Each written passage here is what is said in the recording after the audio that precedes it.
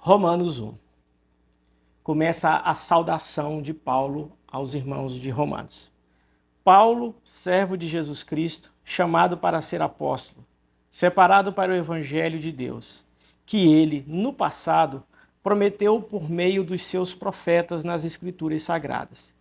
Este evangelho diz respeito ao Filho, ao seu Filho, o qual, segundo a carne, veio da descendência de Davi e foi designado Filho de Deus com poder, segundo o Espírito de Santidade, pela ressurreição dos mortos, a saber, Jesus Cristo nosso Senhor.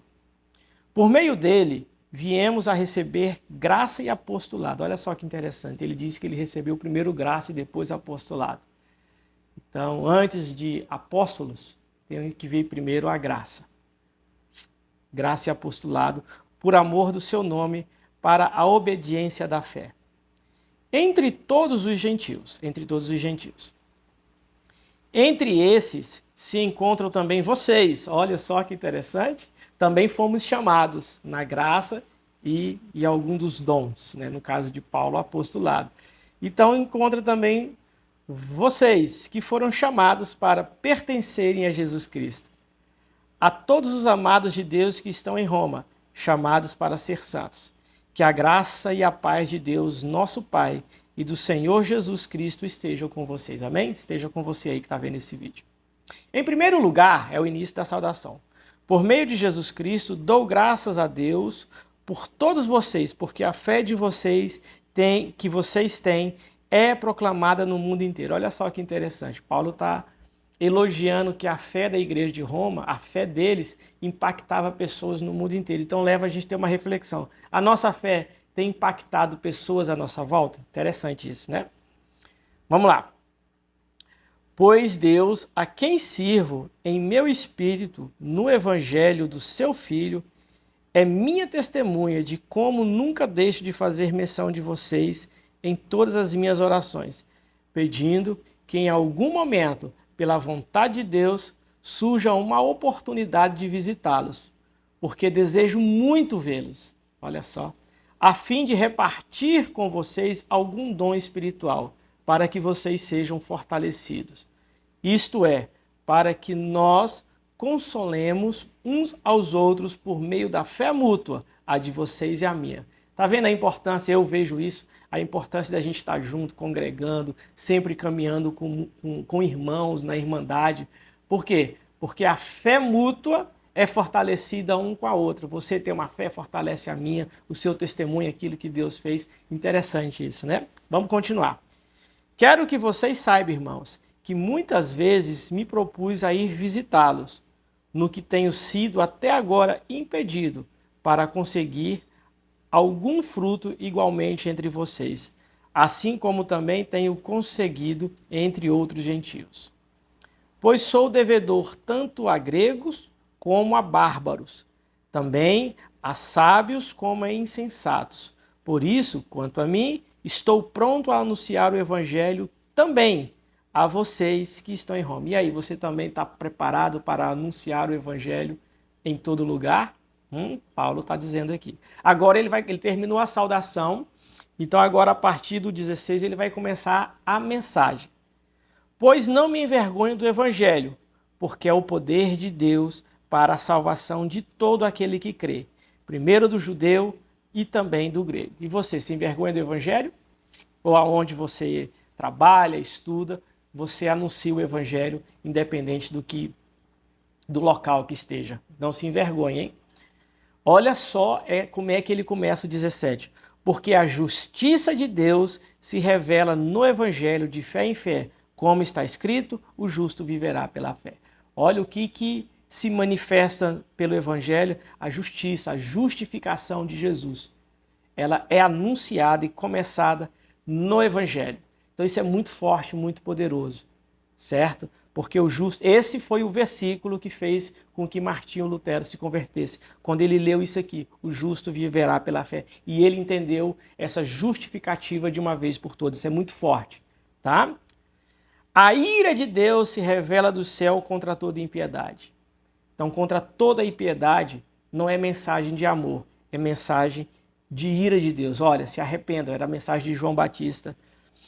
Porque a ira de Deus se revela do céu contra toda impiedade e injustiça dos seres humanos, que por meio da sua injustiça suprimem a verdade. Isso é muito sério. Vamos lá?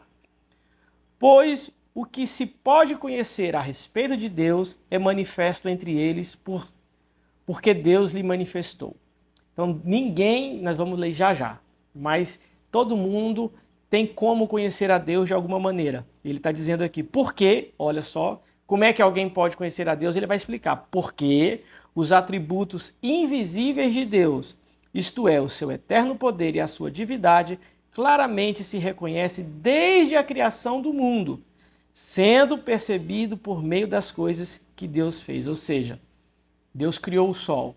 Então isso, tá aí o sol, todo dia brilhando, tá aqui a chuva caindo, tá a lua lá no céu, as aves, os peixes nadando, as aves voando. Tudo isso é o poder da glória de Deus que foi manifesta, e isso foi uma das maneiras que Deus se deixou conhecer. Ok? Por isso, olha só o que ele diz, os seres humanos são indesculpáveis. Então ninguém, nenhum ser humano na face da terra terá como desculpa que não conheceu a Deus. O que muitas pessoas fazem é, elas veem o sol e a sua beleza, em vez de falar como os gregos falaram, o Deus desconhecido. Não, olha, o sol é muito lindo, alguém criou o sol, vamos adorar a esse alguém que criou o sol, a esse Deus. Não, mas o que as pessoas fazem? Como o próprio Romanos diz aqui, eles viram o sol e começaram a adorar o sol. Então essas pessoas são indesculpáveis. Tá ok? Vamos lá. 21. Porque tendo conhecimento de Deus, como é que conheceram a Deus? Pelas coisas que foram criadas. Não o glorificaram como Deus, nem lhe deram graças. Pelo contrário, se tornaram nulos em seus próprios raciocínios e o coração insensato deles se obscureceu. São líderes que, conhecendo a Deus, no caso aqui de Roma, e serve para nós como igreja hoje, começaram a obscurecer o conhecimento.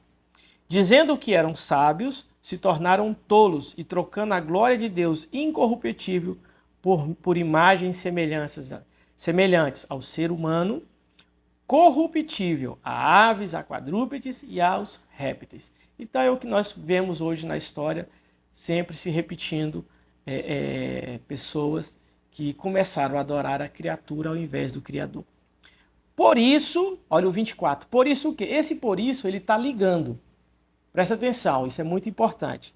É um pronome no português. Isso aqui, por isso, ele vai ligar o que ele falou do 23 para trás e vai ligar com o que ele vai falar da agora para frente. E ele começa assim, por isso o quê? Porque as pessoas trocaram, Deus os entregou à impureza pelo desejo do coração deles para desonrar o seu corpo entre si.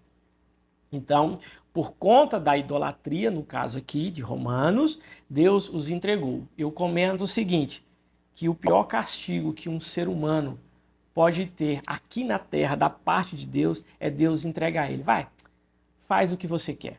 Não se preocupa não. Vai, faz, segue todos os desejos do seu coração e você vai ver o fim do que vai acontecer.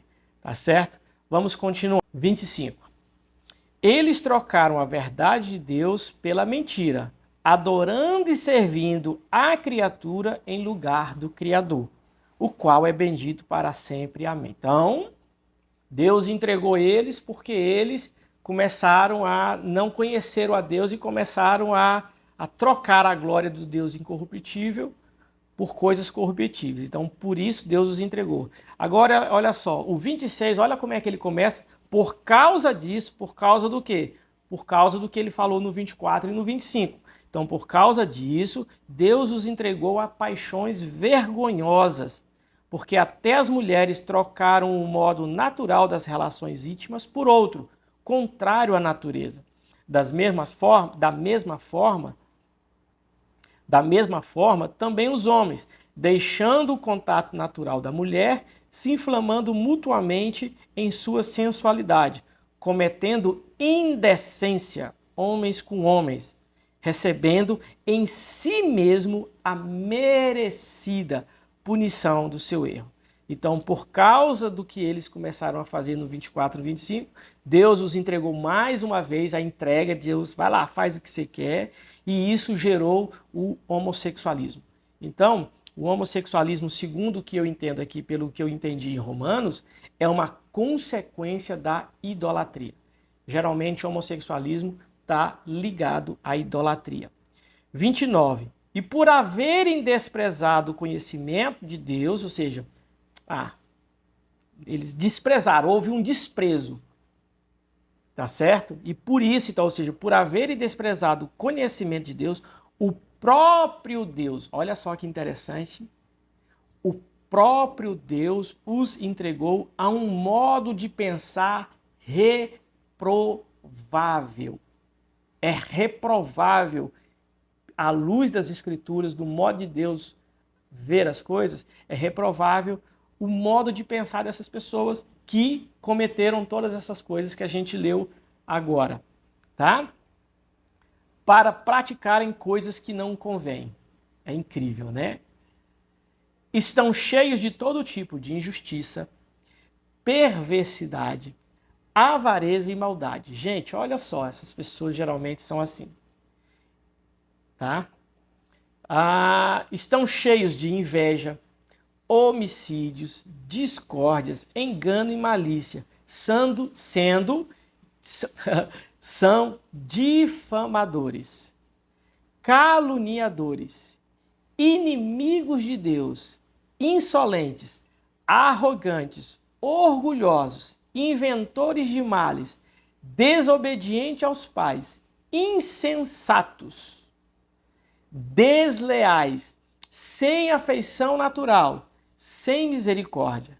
Embora, conhecendo a sentença de Deus, de que os que praticam tais coisas, olha só, embora, 32, conheçam a sentença de Deus, então ele está falando de pessoas que até podem conhecer a Bíblia, mas ainda assim praticam essas coisas, ou conhecem a Deus pelas coisas que foram criadas, porque muitas pessoas que conhecem e sabem todos esses males, sabem que está fazendo errado, senão não fazia escondido. Tá? Embora conheçam a sentença de Deus de que os que praticam tais coisas são passíveis de morte. Agora nós não estamos falando de morte aqui assassinado. Lembre que essa morte é o salário do pecado. Lembre que Jesus fala, o salário do pecado é a morte. E a morte eterna. Nós estamos falando aqui de morte eterna. Eles não somente as fazem, mas também aprovam os que praticam. O que eu entendo com esse último versículo do Romanos 1? Nós temos que ter muito cuidado com o que estão sendo implementados para nós hoje, que estão sendo colocados para a gente. Porque talvez nós não praticamos essas coisas, mas nós apoiamos. Nós não, já ouvi o ditado que diz que quem cala consente, então cuidado para você não apoiar. Bom, seja bem-vindo e te encontro em Romanos 2.